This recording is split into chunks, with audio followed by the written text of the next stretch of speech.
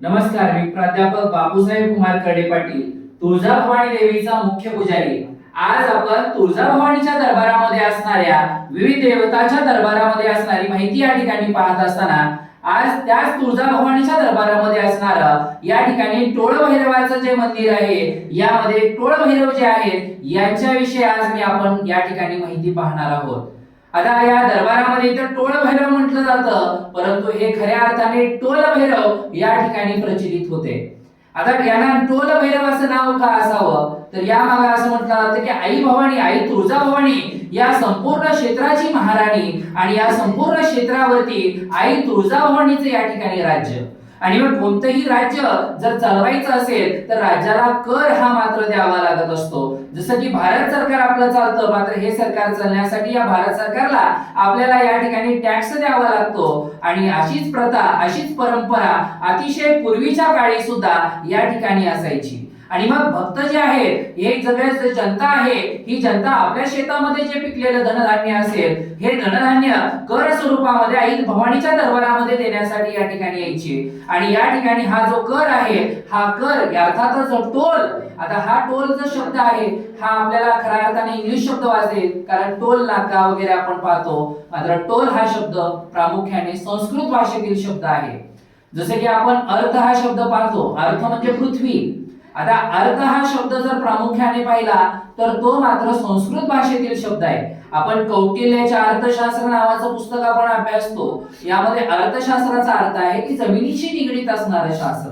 आणि म्हणून हा अर्थ शब्द पाश्चिमात्य देशात गेला आणि या अर्थला मग पृथ्वी म्हटलं जाऊ लागलं। त्याच प्रकारे टोल हा शब्द सुद्धा मूळ शब्द संस्कृत भाषेतील आणि याचा अर्थ आहे कर।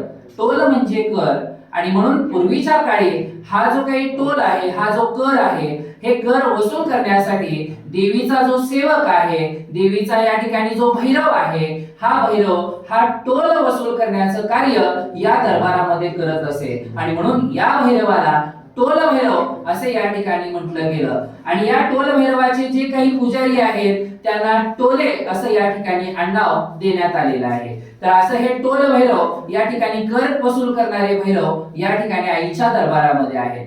आता भैरव म्हणजे काय, तर भ म्हणजे भरण करणं, भरण करणं म्हणजे पोषण करणं, र म्हणजे रवण करणं आणि व म्हणजे वमन करणं, उलटी करणं। या शब्दाचा अर्थ आहे भरण करणारा तोच आहे, त्याच्यात रममान होणारा तोच आहे आणि तो विध्वंस करणारा, वमन करणारा सुद्धा तोच आहे। आणि म्हणून भैरव हा काय करतो, तर ही सृष्टी सगळी निर्माण करतो, त्याच्यामध्ये विचरण करतो आणि शेवटी त्याला नष्ट करतो। जसे की आपण कोळी पाहतो, कोळी आपलं जाळं विणतो, त्याच्यामध्ये तो रममान होतो आणि सगळं कार्य पूर्ण झालं की तेच जाळं खाऊन ते संपवून टाकतो। तसंच हे भैरवाचं देखील आहे, शिवाचा अंश या ठिकाणी आहे आणि या पद्धतीने तो संसाराची निर्मिती करतो, त्याच्यामध्ये रमान होतो आणि शेवटी त्याला नष्ट करतो, असं हे भैरवाचं आहे। भैरव हा त्वरित प्रसन्न होणारा देवता आहे आणि यामुळे प्रत्येक जण भैरवाची आराधना या ठिकाणी करतो आणि त्याला लगेच या ठिकाणी फळ मिळत असतं। आज या ठिकाणी अमावस्याचा दिवस आहे आणि अमावस्याच्या दिवशी जर खरं या ठिकाणी जर कुणाला असेल तर ते मुख्य स्थान हे मात्र भैरवाला असतं।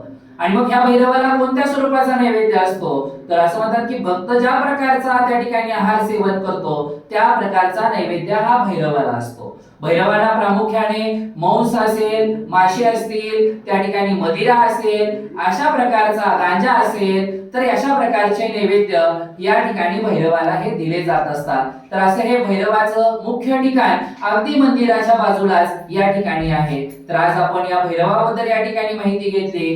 जय भवानी, जय शिवराय।